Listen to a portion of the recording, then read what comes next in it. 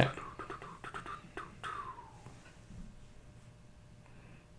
Keep those doggies rolling right. Is it All right. rolling? Keep these cattle rolling. God, my ass is swollen. Right. This is Chris from Deus Ex Machina, and I'm with my lovely co-host Dave from Rampant Wolf Games. Thank you, Ivana. And we are here to talk about something controversial. And not necessarily the top 5 worst games, but the top 5 worst gaming moments of 2018. These are games or events, projects, campaigns, events that occurred in 2018, which we believe shine a negative light upon the industry and overall soil my pants. Mm-hmm. Would you agree to that? I would. How many of yours are actually for just games? Well, I was just... What we talked about earlier, I ended up swapping one in, so now it's 4 games and 1 experience. Yeah. All right. So, start off. What is with me, the Trident again? 'Cause I can't do that, too. just punching people out. Like, God, you won.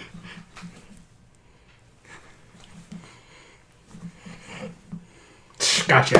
All right. So it's like You had to get one eventually. Yeah, exactly. Just like that episode of Forest Gump. They kept on doing it forever. Number 5 is a controversy. Always a controversy, but a overhyped game which will vanish very quickly because I think no one's going to buy it. Mm-hmm. And that was Discover Lands Unknown by Fantasy Flight Games. Yes. I did hear about that one. It was promised or hyped to be something that could compete with these. I love it when it's like, oh, it's going to be the next Die Hard or the next Star Twilight Wars, Imperium, or in form of games like this will be Twilight Imperium killer or Gloomhaven killer, and it never is, despite the fact that I think those games are not 100% perfect. I think Madara will be a Gloomhaven killer. Excuse me. We'll see.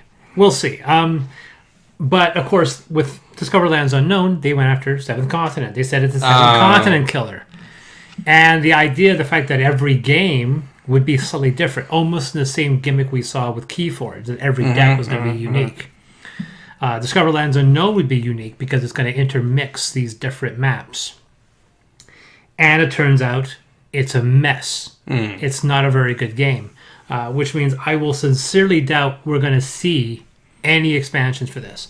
We were talking in a previous list about how Hasbro and a few other companies have a tendency of burying successful but not truly bombshell successful games and then never supporting it.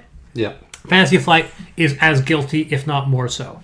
Yeah. The number of games I can mention, I own probably half a dozen Fantasy Flight games that nobody talks about, that nobody's talked about online. Sky Traders, Planet Steam, games that they don't talk about because they usually... It's usually the back of their catalog, and it's usually stuck together with like a whole bunch of games. Yeah, they remember this. It's like 5 games on one page. It's almost like padding their IMDb database. Oh yeah, we did these. We're not proud of them, but they're there. And Discover Lands Unknown emerged, highly hyped, and then I checked it. It is not. It is the, I think, one of the lowest rated games of 2018. So it went down like a fart in a jacuzzi. I think it was trending 5.8, which is a truly abysmal number for 2018. Ouch. So that's my number 5. One of the more disappointing games of the year, and also one of the few games that got released with reviews on my list. Spoiler. Discover Lands Unknown by Fantasy Flight, a gimmick game that turned out to be a mess. Yes. So my number 5, I've talked about this one before, and unfortunately they're on this list just because the game isn't... There's not enough substance to the game. Okay, so it's not Eclipse. Nope. It's Masters of the Universe. Oh! I knew that. I should have known. Oh, sorry, Masters of the Galaxy. I knew what you're talking about. Yeah, Masters of the Galaxy. Masters of the Universe, like Masters of the Universe! Dolph Lundgren? He-Man! Yes, yes, Master of the Galaxy. I have the power! My problem with that movie one was a mess. It was. Have you seen that movie? I did. I don't even remember that. Is that the one where you've got like Skeletor like downtown riding? Yeah. You know what's really crazy though? Good music. Like the actual symphonic soundtrack is actually pretty killer. Yeah, that's true. Yeah. So, but yeah, My biggest problem with Masters of that the game Galaxy. was that, You don't like the mechanics. well, they give you cubes Here we go. from the bag that are your trade routes, they're your population, but I'm just gonna fade this to the other 3 rants because it's so. I'm okay with like using games. I'm gonna like, borrow this game and then we're gonna play it and I'm gonna go. Let's give it. You can borrow it, absolutely, but it didn't draw me in. I don't feel the theme. I don't feel like I'm playing a space opera. I don't feel like I'm colonizing. You feel like you're I pushing feel like cubes. I'm pushing cubes. That's it. And it's just like, the worst part is there's even like conflicts in the game too, where you can have like little space wars. Cube It's against hard. cube. Exactly. It's cube against cube. I'm just like, Oh, that's hot. all right, Cube against cube. cube squared. Cube cubed. So that's my number 5. Yeah, I knew that was coming. My number 4 is going to be posted on Dice Tower probably before this video goes online. And both my fiance and I called it. It is the worst game, which means there are literally 3 other things that were worse in the industry than this. Because the game itself is too small. Okay. There can be better games that have fallen further. This game is too small to matter. So even though it's the worst game Not of a the tiny year, epic, is it? it's not a tiny epic because she actually likes Tiny Epic Quest. But it's Dread Draw. And I've mentioned this a couple times. You'll find it a review. Dread Draw is a push your luck fortune telling game, which is basically a variation of Dead Cut, which is it's a dead cut in the game. Right? Now that is the most basic gambling game that you could ever play for money. It's completely random. There's no game there. And they tried to make it a game. But when you're dealing with the mechanic where the primary thing, 80% of the whole mechanic is dead cutting a deck, there is no game. And they tried. And what bothers me is that they have it's amazing card design. It's upper deck. So they should know better. And the funny thing is, the art design in this game is better than any of the Legendary games. That's how good the art design. It is so solid. It is so good. I'm angry that it's such a bad game. Right? Because you talk about Firefly artwork being really bad. You've seen the artwork. I can even say that Legendary Encounters, the artwork is okay, but it's not great. No. It's definitely comic book style, pushing the Dark Horse style. But the Dark Horse style is also inconsistent. Dark Horse comics there are issues of aliens which are brilliant, and some that are like, oh my god, I can draw better than this, and I'm not an artist. But even the good ones, Legendary Marvel, which has got really good artwork, I can easily say Dread Draw has got better artwork than that. Beautiful, dark, disturbing, wonderful artwork, up to the scale of the good Magic cards. And they saddled it with the worst game mechanic of the year. And that's why it's the biggest shame. Picasso, you're going to go work on this project. Yeah, exactly. We want you to paint the Sistine toilet. Yeah, no, it's not even Sistine Toilet. It is Picasso painting a mural in a McDonald's in downtown Tokyo. It is that forgetful. The McDonald's bathroom, right? No, I would say it's painting the tiles on the floor leading to the bathroom. Okay. I don't know why I have to be that specific, but yeah, that's Dread Draw. 100 packages, 100 cards. There's actually 102, which is very bizarre. There's actually 51 cards, and then they're all doubled. Right? So there's 51 cards in a box that can hold about 400 cards. That'll never get full. So yeah, the worst reviewed game for us, for me and Nicole, we both gave it a 2 out of 10. That's Dread Draw from Upper Deck.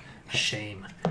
So, my number 4, and I apologize to this company because I think they maybe they're a good company, but They're not, dude.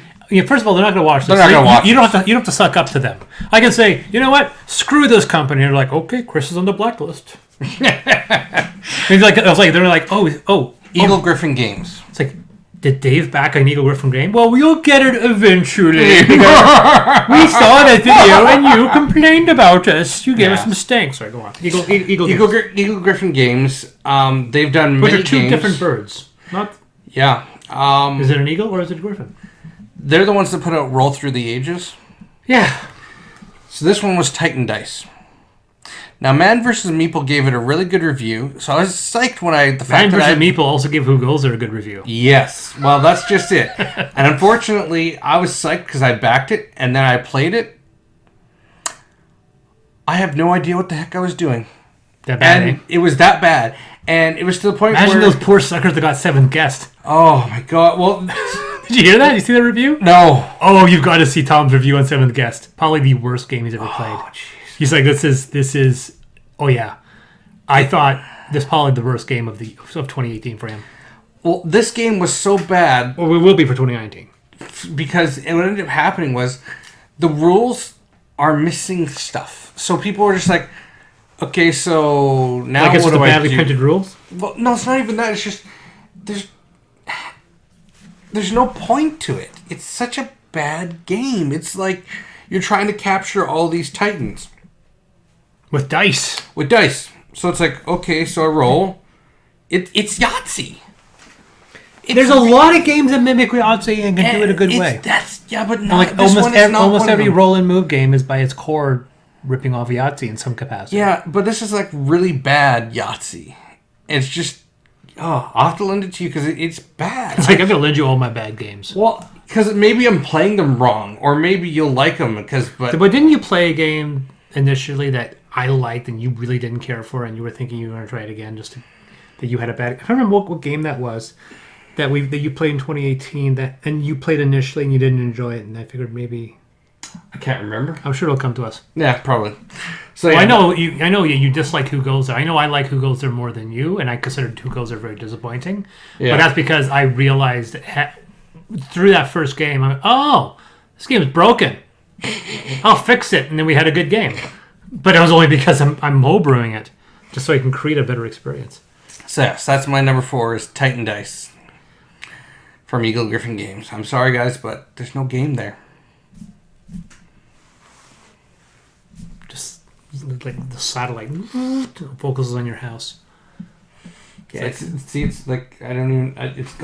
I've stuffed it in between the games there. Where is it? It's between Harry Potter and Crimson, and Oh, it's actually not even a rack. It's between two shelves. yep, It's got the. it's shame. It's Shame. It's been blocked by the posts, therefore we are embarrassed by it. Yeah. Wow. My number 3 is a controversy which there are two similar entries on my list regarding this, and I feel it's a big problem. And that was something that happened in April and May regarding a game called Alien USCSS Nostromo. And now in this game, a French board game. Well, there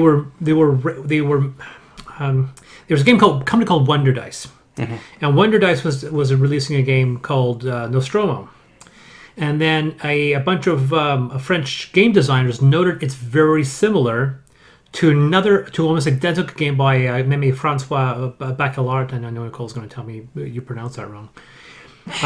He showed Wonder Dice Nostromo years earlier. They said they weren't interested. He did that in 2010. Then he moved on, and then Nostromo surfaced again this year by Wonder Dice, and it's virtually identical to his game.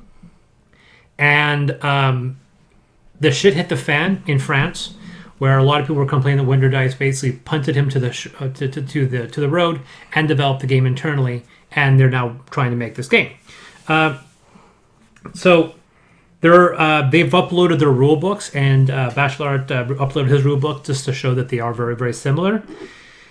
They've not credited him. They're not compensating. They may try to make an arrangement, and it has not happened. And this game has quietly been buried. After, I think, June, there has been no update anywhere, which is a shame because when we were talking about games we'd like to see, one of the ones I think I mentioned was a stealth-based alien game. Not an aliens game, an alien game. Because we've had aliens games. We're going to get a miniature-based aliens game again. We've got Nemesis. Having a hidden movement or stealth game based on an alien would have been really nice.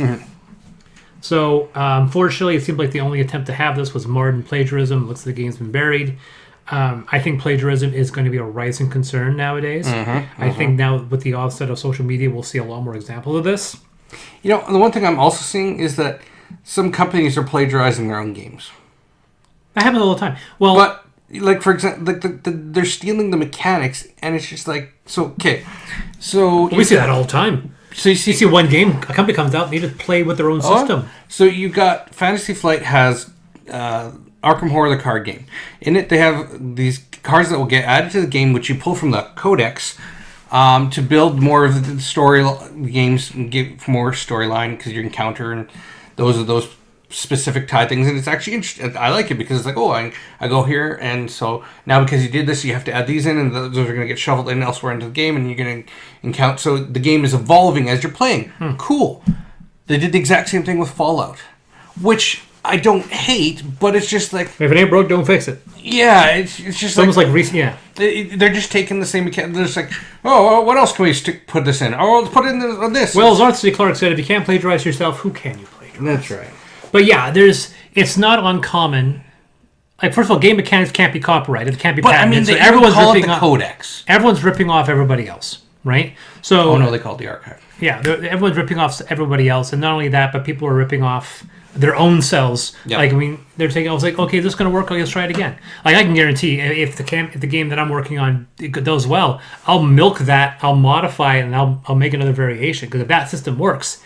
That's the reason why I'm not a huge fan of developing role-playing games from scratch. I like building in other people's playgrounds because they've done all the heavy lifting. Mm-hmm. And that's why when somebody creates a system, they'll name it the Interlock, Fusion. Mm-hmm. And then everyone plays, and then they go, well, this game is in the Interlock series. You're like, you're not just ripping it off. No, this is in the Interlock series. Right? And then we have games. We have numerous games that have a mechanical system. They'll name it. And then they can make multiple games in that system without having to worry about having accused by... So you buy that game, oh, it's going to be functionally identical. Like Legendary. Crossroads system. Crossroads is another one. We've got a second game of that finally coming out. But Legendary is a good example. You have it already? Oh my god. That was fast. So that's my that was our rant on that subject. That was your number 3. Yeah, you're number 3. All right, my number 3. It's Eclipse. It is Eclipse Second Dawn for Galaxy. You know what? If you've got a fan base that you've had for 11 years, which you listen to, then listen to them. Don't stop listening to them and say, "Hey, we're gonna redesign everything, and we're not gonna give you the chance to upgrade your original stuff so you can play it with the new tweaks. We're gonna make it completely different. You can't use it anymore." Yeah, we're going to design the game so you have to start entirely from scratch with a new system. Exactly. I didn't back it. I backed it for $1 to see it, and then like, nope. Surprisingly, I backed it for $1 just to see like what was happening. Did you give them $1? Well, you know what? They have been suspiciously quiet for like 3 months. Oh, so you did back them for $1? I did back. So you're still getting all the updates. Oh yeah, well, no, because there hasn't been anything for like 3 months, or lack thereof.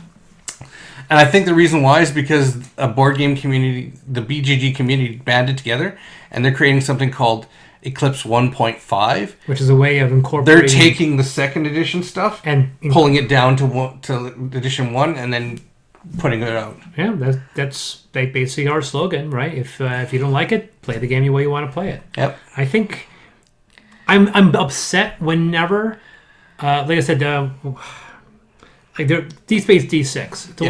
It's a solitaire game, and a 2-player version of the game is so freaking easy.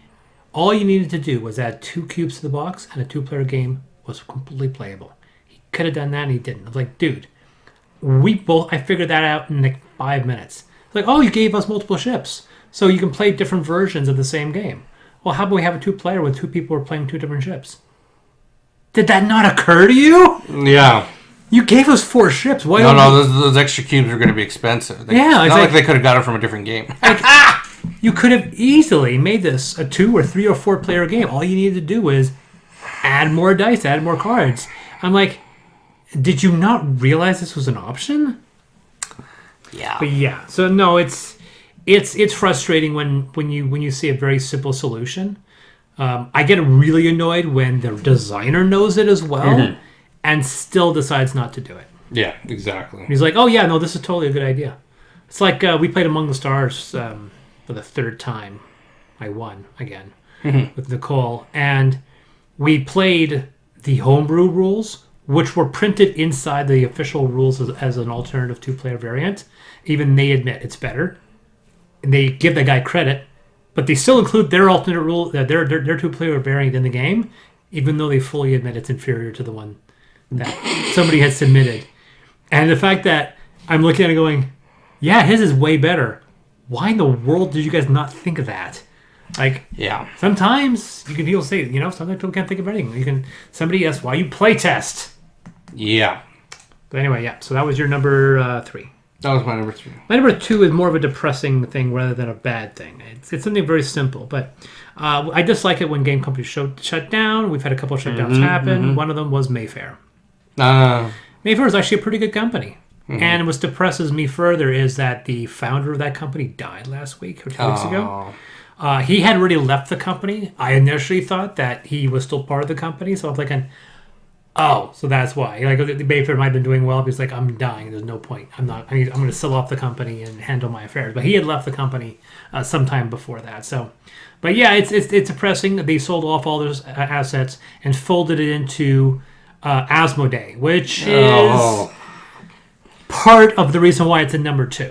Mayfair closing on its own isn't really enough to warrant number 2. It'd be like a number 4 or 5. The reason it's number 2 is that they sold all the assets to Asmodee.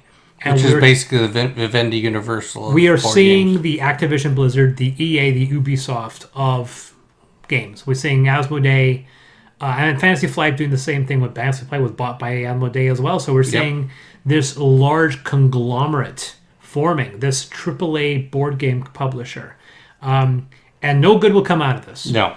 I really hope Asmodee slows down and they keep it, because what they've been able to accomplish is impressive, but I'm worrying that they've got too much. Yeah, I think they've got way too much. So my number 2 was Mayfair Games shut down and selling their assets to Asmodee. Okay. So number 2. What's it for you? You'll be happy. I am. Ding. As indicated by that sound effect. So number 2. Where did that bing come from? Oh, okay, right there. Sorry, I was like technology. Well, yeah, but all my technology is muted, so I'm just like, anyways. So number 2, unfortunately, and we have blasted this game. Oh, who goes there? Mercilessly this year is Who Goes There. I would say, once again, talking about what I was saying earlier about Dread Draw, I would definitely say Who Goes There is better. But I didn't put it on there. I should have. I really should have. But I didn't. My problem is it's got such a beautiful, beautiful game. Yeah. No, but there's no game. They know how to make games. Every game that they've made is beautiful. But there's no game. And that makes me sad to my core. The designer whose name I always forget does not know how to design games. Yeah. He's an amazing artist. I'm really hoping that they've stepped it up for D6. D6. I did. I couldn't. I'm hoping I played Stuffed and I was like, Stuffed is a nice simple game. It's too simple. Yeah. Well, I'm hoping it's good. But yeah, so that was... I'm not even like... Have you played the game of the initial negative? No. Really? That was it? Yeah. You had one chance and... Yeah. Well, and see, honestly, that's why I'm not even mad anymore. I am disappointed. I'm disappointed at them. It's like a whoopee cushion that you sit on and just deflates. Yeah, it's just... I mean, there's games that I'm still mad at that I own. But this one, I'm just... It's kind of like that when your kid does something... Like, you hear from your parents when you did something really, really dumb. And they're like, I'm not mad. I'm just disappointed. And that is honestly how I am right now with Who Goes There. I'm not mad anymore. I am just disappointed. Yeah, for me, I was trying to go... I think it was borderline between... It was a borderline 5. Because, like I said, it's a beautiful, beautiful game. And I'm annoyed that it cost me as much as it did for what it is. Yeah. And I'll tell you right now that with what I know now with the industry and what I know about game mechanics, I would not have backed that game. I think I should have had my head examined because I had to have known I wasn't going to enjoy the experience.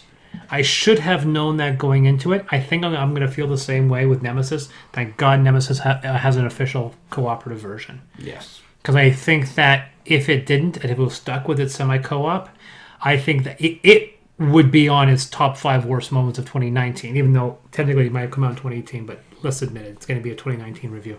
It will be. But yeah, no, totally. Who Goes There is disappointing. It was borderline going into 5. Yeah. All right, number 1. All right. So my number 1 is honestly, I find it is even sadder than the Who Goes There disappointment.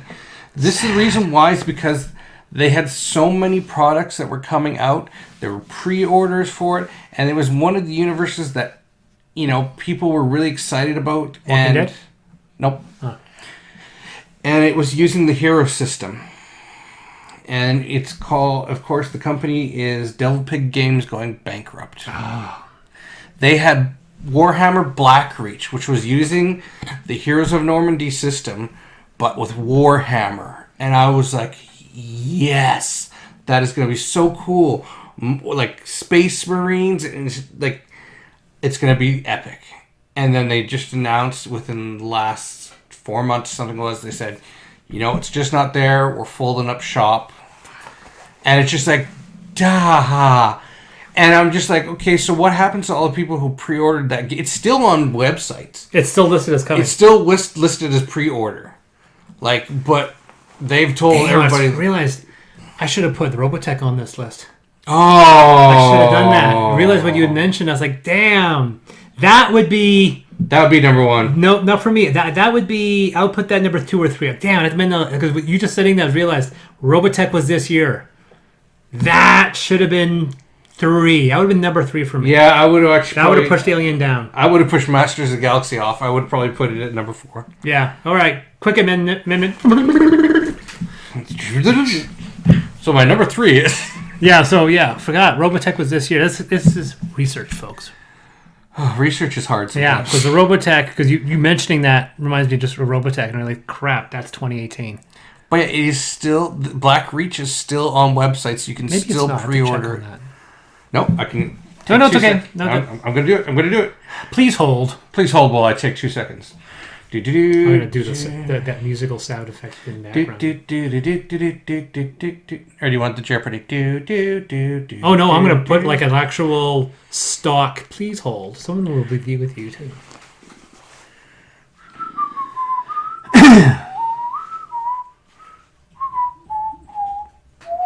Boom. Still on their website.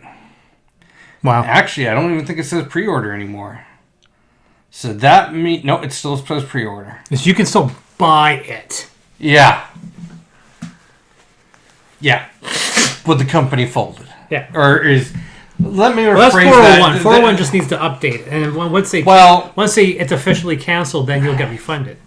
I don't think Devil Pigs has actually fully folded, but they sent out the email to everybody saying, in their newsletter saying, just so you know, we're pretty much done.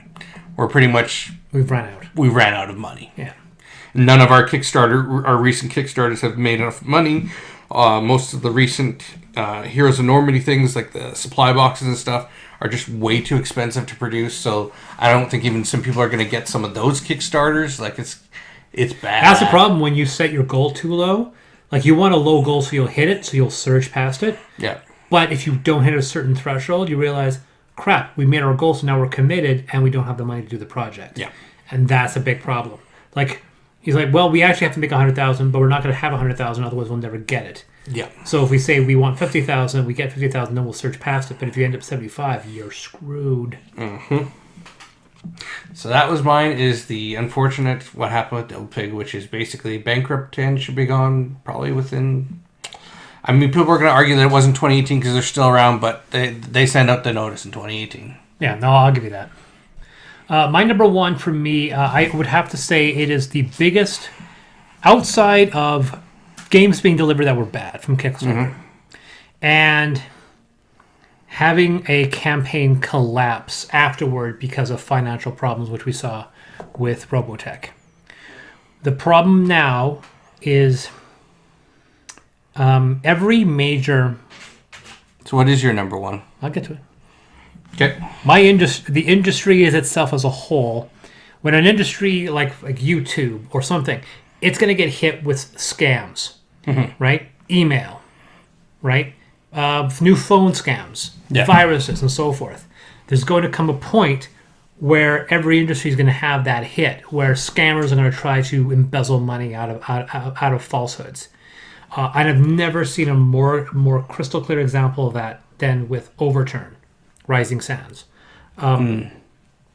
So Overturn was a very, very overly hyped board game. It looked beautiful, massive miniatures. Got to $200,000 to $300,000. Oh wow! Halfway through its campaign, and it was looking to make some good money. Then certain things started to happen. First game of the game's location. While the campaign started, the team was based in Canada. A backer Q&A eventually revealed that the designers were actually in Pakistan. Oh boy! Which is not amongst the countries permitted to launch campaigns on Kickstarter. The miniatures were all renders. Everything was relying on 3D renders, not photos of the actual miniatures. Oh, I can instantly see why them being in Pakistan would be a bad thing. Yes. They did not show actual models. Everything that they were showing was very poor quality. Then came the rules about usually what you have to do is you have to release your rule book during your campaign. Mm-hmm. If you don't release your rule book, people get freaked out. And that was my issue with Nemesis. Nemesis didn't release their rule book until 6 months after the campaign. Yeah, that's true. And then everyone lost their mind because it wasn't very good. Mm-hmm. And then they had to dial back and try to fix it. But the manual was completely plagiarized from Simon's Massive Darkness. Oh, snap. It wasn't even minor. They were down to entire sections of the text being lifted word for word. Format, layout, even their company logo was ripped off of Mozilla's Firefox. They were trying to divert the responsibility by saying it was localization. They didn't speak English as being part of the problem. Eventually, Simon's CEO filed a takedown notice against the campaign. Mm-hmm. They refused. Crowdbox pulled out of the project. But what bothered me the most, Kickstarter did not touch it. And this is the thing. When you go to their campaign, it was every day. There were 100 posts from people saying, everyone, cancel, cancel, cancel, cancel. This is a scam. But people weren't following. They were looking at the posts. They weren't going to the campaign. And I was guilty of this. I would back something and then I would go into other things and I'd see other updates, not realizing that this has exploded. So their goal was 50,000. They were at 300. They had dropped to 195, but they were still making 195,000. And that was because a very small portion, were people that had faith. Everyone else were oblivious. Mm-hmm. They did not know. And these guys knew it. They knew most people didn't check the comments. Once they hit the backer button, they did not follow. And I make damn sure now that I back a campaign, I go back and I check those posts. And that's why with the last two campaigns that I followed, both Atlantis and Tainted Grail, I was constantly on comments. I wanted to see if there was a point where that thing would break down and there would be a problem. Mm-hmm.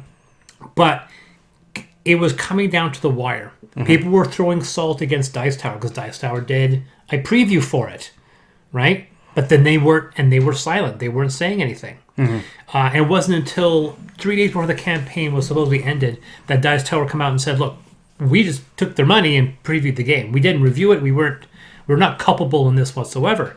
And then it was getting worse. And people were like, guys, this campaign's going to play through. And Kickstarter, they believe Kickstarter didn't care. Because Kickstarter's like, we're going to get our 20% cut. So who cares? Yeah.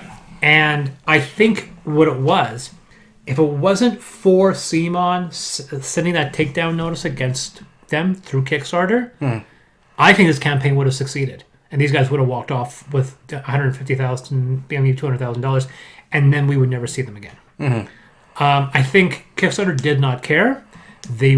Despite the fact that there were probably numerous emails sent to them, numerous reports, they did not care. Yeah. And I think that the events around Overturn have salted a lot of people. Yeah. I think a lot of people in that campaign are really apprehensive now from backing campaigns. They're looking for now warning signs. Where are your physical production models? So companies that are producing that really need the money, Like, I can't show you physical production because I don't have the money to build them. But here are the renders. Here's everything. I do need this type of revenue. That people are like, no. You have to be CMOD now. You have to be. You have to be an established game. You have to be Awaken Realms. We will not back your campaign of this gargantuan project, which you could very well be able to deliver on time and perfectly well, because we can't take the risk that you're a scammer. And I really am worried now that the events around Overturn may salt potential new companies from entering Kickstarter. Yeah, I agree. And that's why it's my number one worst moment is the Overturn Kickstarter. Yeah. I think it's a very negative indication. I think this is not the last time we're going to see I think these guys made mistakes. They looked at it and said, we shouldn't have posted that manual. We should have done a better job. And somebody's going to come down the pipe with a more convincing campaign that's not going to raise red flags, and they will clean people's clocks, and we will never see them again. Yeah. I think it might have already happened. You've obviously been in campaigns where systems have collapsed. But you can look at it and go, no, these guys wanted to make the game. They had massive mismanagement of how much it was going to cost. Yes. The Monsters in St. Louis, which I saw for sale, oddly enough, was another example where the money was mismanaged. But there was never an attempt. I think they were going to try to make that game. Mm-hmm. Right? Not like Ken Whitman. Ken Whitman is a scammer. But he's a role player. This is a big budget board gamer. So it bothers me. And I think we're going to see it again in 2019. Oh, yeah. Yeah, I do too as well. I totally fault Flying Frog Games as one of the worst, in my opinion, of these, causing issues like this, because they got to the point where one of their campaigns was so far behind, which was which was Shadows of Brimstone, that I'm pretty sure it was 3 or 4 years behind delivery when we finally got everything, because they had so many stretch goals, and their response was, well, we got you the core games. Well, we didn't realize we were going to go this far with stretch goals, and it's taking so long to get all the extra content made. I'm sorry, but as a burgeoning designer of games, not my problem. If you don't know, you shouldn't do it. Yeah. You should be like, sorry guys, this is all there is. We know this is what we can deliver, or we think we can deliver on time. We're not going to keep putting stuff in the stretch goals no matter how far it goes. Now, perhaps that may cut into your bottom line at the end, but I think there's a limit of how many stretch goals. You have to limit it. Yeah, it's just like what we was like. You're at 200,000. Why aren't there more stretch goals? Like, we literally don't have any other ideas, and if we promise things, we may promise something we can't deliver. Exactly. And and that's just it. And that is one of the biggest problems, I think, also with Kickstarter, is that those stretch goals, people expect them. And I'm gonna say I'm one of them too. They're expecting them. Yeah. You expect your stretch goals, so it's almost an entitlement thing. It's just like, I'm backing you, so I should be getting stretch goals. And at that point, you're just like, okay, and then here's the base game, and your stretch goals are like, shouldn't those little stretch goals just be in the game? We're like, no. And you're like, it should be, but we're parsing it out to make it seem like we're unlocking all these stretch goals. Yeah. Tiny Epic games are very bad offenders of that one. Yeah. UV spot finish. UV spot. Woo! Bigger box or thicker box. Oh, we're gonna print stuff on the inside of the box. Anyways, yeah, no, there is another game. We unlocked 15 stretch goals today. Yeah. That was the thing about Tinted Grail. Tinted Grail, it was like, oh, we have 50. We unlocked 6 more stretch goals. I'm like, I stopped caring a long time ago. Yeah. Another company that unfortunately, Golden Egg Games. They had done a game called Golden Age of Aviation, and it was called Airlines. Yeah, I've heard of this. Yeah, it's not coming. They ended up they got some stuff out. They released some of it in Europe, I guess at conventions, or maybe it was Europe got some pre-wave stuff. I can't remember exactly all the bits and pieces of it. But there was issues with the molded plastic, and so they had to redo all the plastic for the game, which bankrupted the company. And on top of that, Miniatures because- are the hard one. and on top of that, because the delays, people were demanding their money back, and he was giving people their money back. So he just ran out of money. Yep. And so it's just like, yeah. So that was another one that was unfortunate, but honorable mention. Honorable mention. I think there's a couple. I think our list was actually probably 7 or 8 items actually. Yeah. But yeah, the Robotech one annoyed me because the problem I have with the Robotech one, they made the game. Mm-hmm.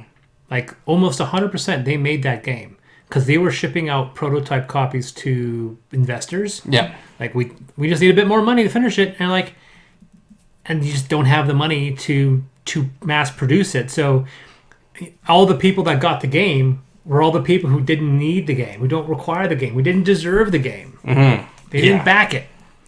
So, but it's out there. Yeah. I know. I've literally seen I it. know. Makes me wonder if like Rahdo or Dice Tower has a copy of that somewhere. Probably. Should be, yeah. Oh, yeah. I've seen situations where they've done unboxings for games that we have never seen. Yeah. Right? They've never done a review for a game we've never seen, but they've definitely Done unboxing. Yeah. Yeah. All right, so that is the top 5 worst moments. It's depressing that we've come to this, and let's hope that 2019 is a better year in every regard. In every regard. Yeah. All right. So he's been. And he's been. And remember, the rules are just a suggestion. Play the game how you want to play it. And the law is just the law. You should follow it.